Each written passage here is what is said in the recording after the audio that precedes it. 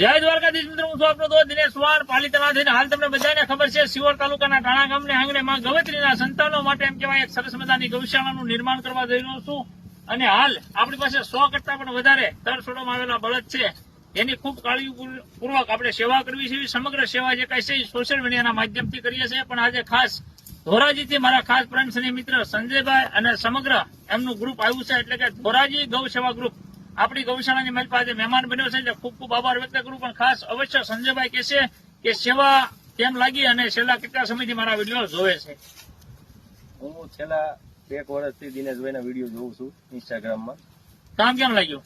કામ બહુ સારું. બરોબર. ધોરાજી ગૌ સેવા ગ્રુપ